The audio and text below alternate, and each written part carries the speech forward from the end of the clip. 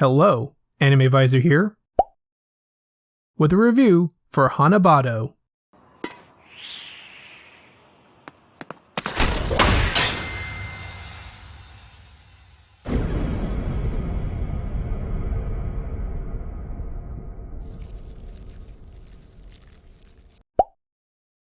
Yeah, she is a bit of a wackadoo.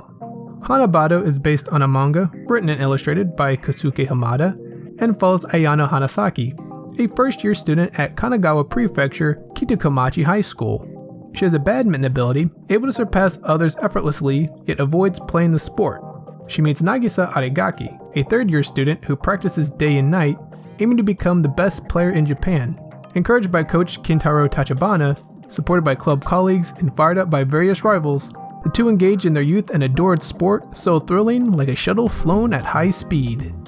Based on that, you can probably infer that Hanebado is a sports anime, specifically a sports drama, and if I were to rate said anime, I would say it was mostly okay.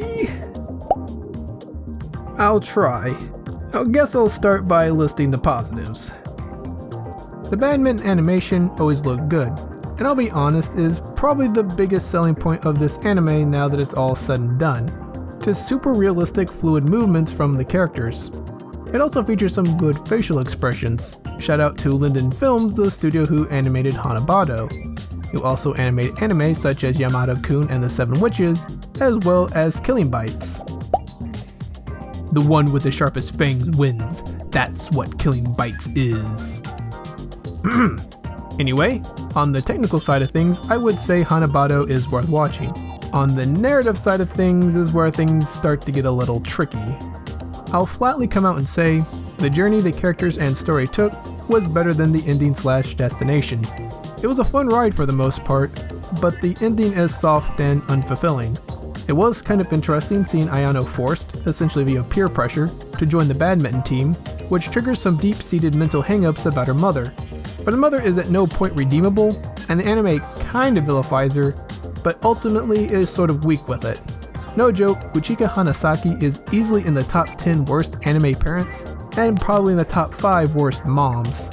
Yet the anime mostly brushes it off by the end.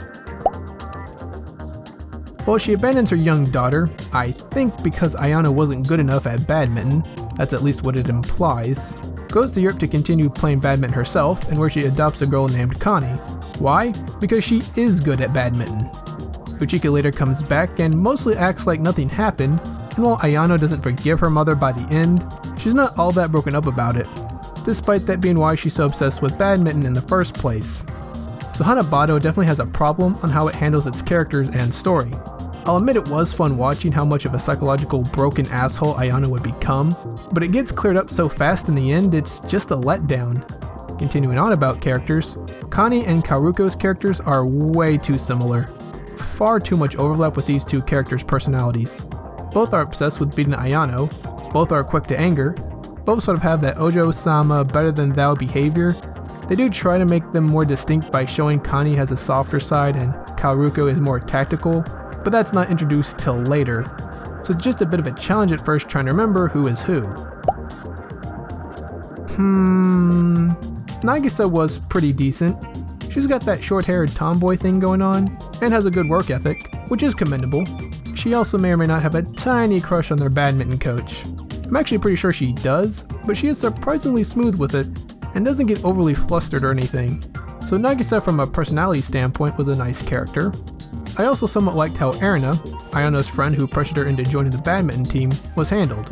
That she eventually realizes she sort of screwed up her friend by forcing her to play badminton again and blames herself.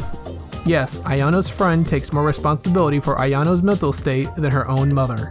That's either a really good friend or a real bad mama. In this situation, it's probably a bit of both.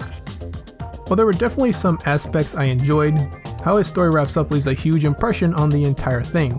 And unfortunately for Hanebado, the ending comes across as soft, hollow, a little rushed, and overall not very satisfying regarding Ayano's mother.